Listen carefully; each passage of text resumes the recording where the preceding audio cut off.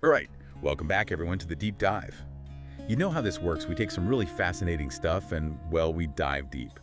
Today we're looking at a chapter called Money, Its Use and Abuse. Chapter 10 from, well, we'll leave the exact source of mystery for now, but trust me, it's juicy. Yeah, you hit the nail on the head there. It's not just like a boring finance lecture or something. This chapter really gets into the nitty-gritty of how our relationship with money, how we earn it, spend it, save it, all of that. It really reveals a lot about who we are, about our character. It's like a financial personality test, in a way, isn't it? This chapter, it lays out a whole range of ways people handle money, from the super careful planners to those who are, well, let's just say a little more impulsive. And then it goes on to explore what those choices really mean in the long run. So today, we're going to break it all down for you. No jargon, just straight up insights you can actually use. Sound good? Sounds like a plan. Awesome. Now, right off the bat, this chapter comes out strong, saying that money is a true test of practical wisdom. What jumps out at you about that idea? Well, what I find so interesting is that it's saying our financial decisions aren't just some isolated thing, just numbers in a bank account. They actually reflect how we approach life in general. Like, if you're responsible with money, it doesn't just mean you're good at managing your finances. It actually suggests you have certain qualities, virtues even, that go beyond money. Things like patience, perseverance, that sort of thing. I see what you mean. It's not just about having a budget. It's about the mindset behind it, right? Being able to plan ahead, make tough choices. Exactly. It's about being provident. That's a word they use in the chapter.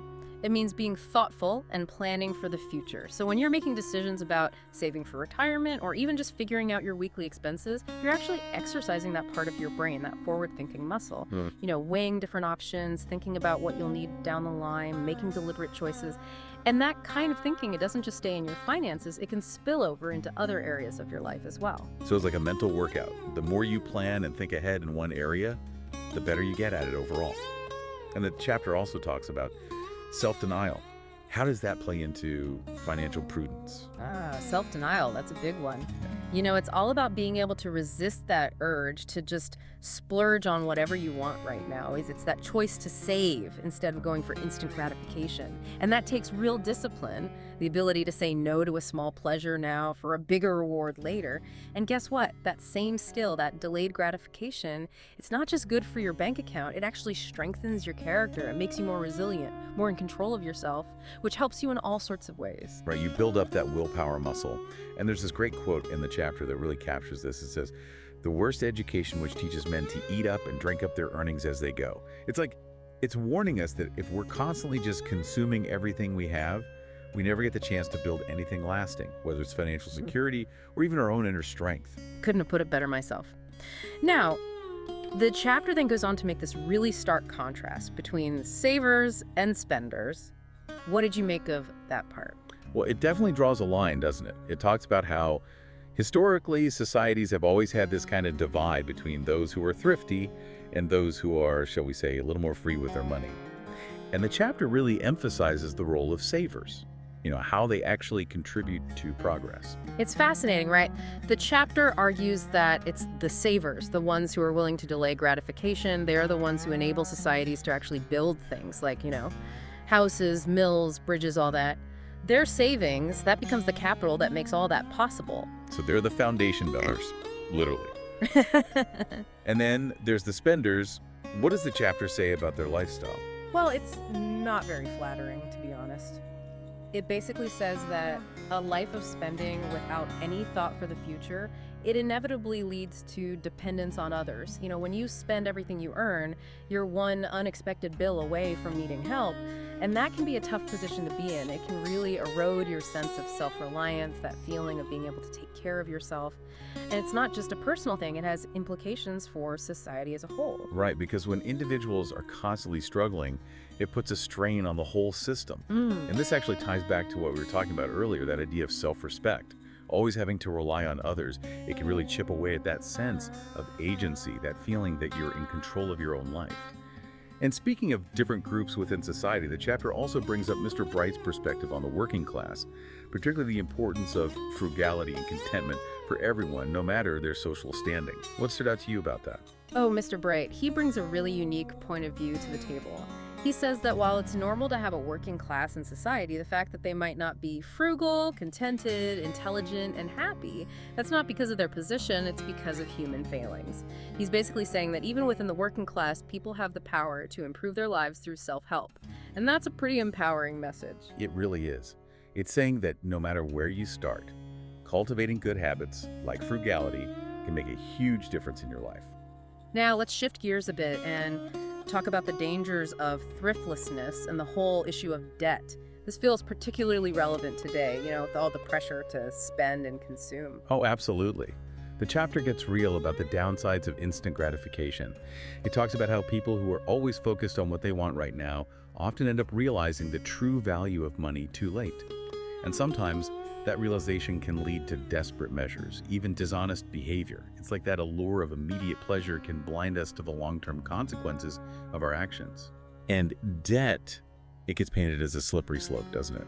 That's putting it mildly. There's this striking analogy in the chapter. It compares taking on debt to telling your first lie.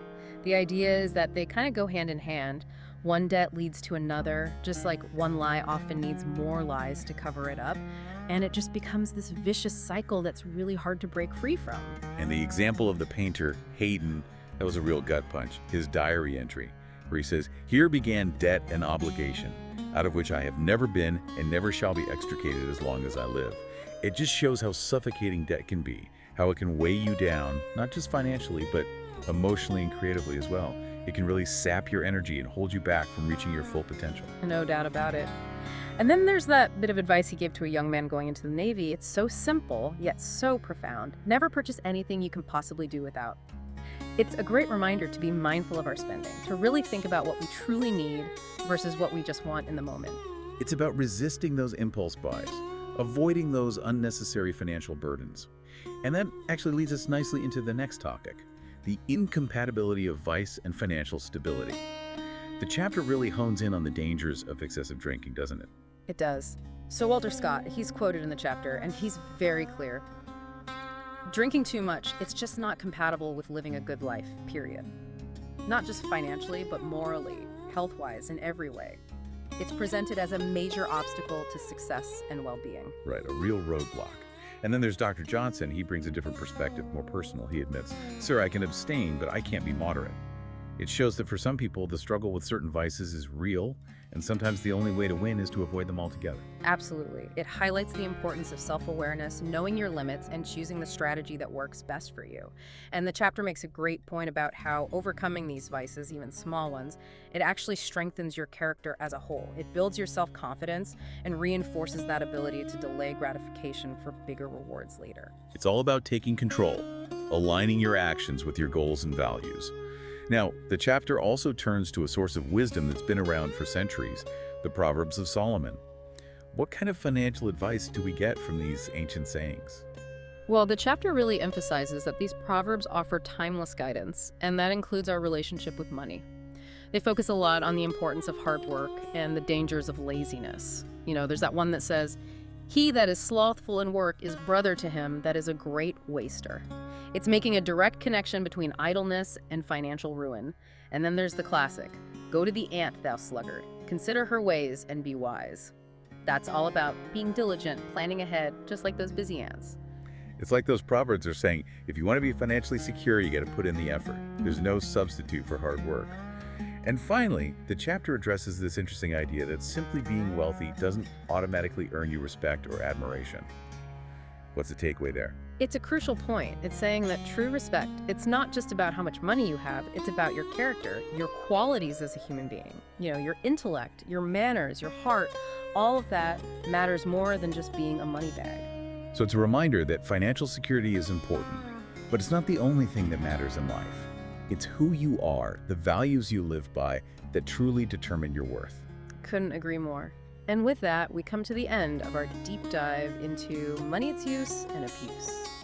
So as we wrap up, the big takeaway here is that our relationship with money, it's not just about dollars and cents. It's a reflection of our character, our wisdom, and our values. It goes so much deeper than just numbers. It's really about how we choose to live our lives. Absolutely. And as we leave you today, we want to leave you with something to think about. Consider all the principles we've discussed. The importance of thinking ahead, the pitfalls of spending without thinking, the weight of debt, and the fact that true respect is earned through character, not just wealth. How do those ideas resonate with your own approach to money? What small changes could you make, maybe in your spending habits or your attitude towards saving and debt, that could have a big impact on your life down the line? And it's not just about financial well-being, it's about building a life where you feel secure, independent, and proud of the choices you make. Remember that quote from Robert Burns, "The glorious privilege of being independent." That's something worth striving for, and a responsible relationship with money is a big part of that journey. So go out there and make those wise choices, build that solid foundation for your future, and as always, happy diving. And we'll see you next time on The Deep Dive.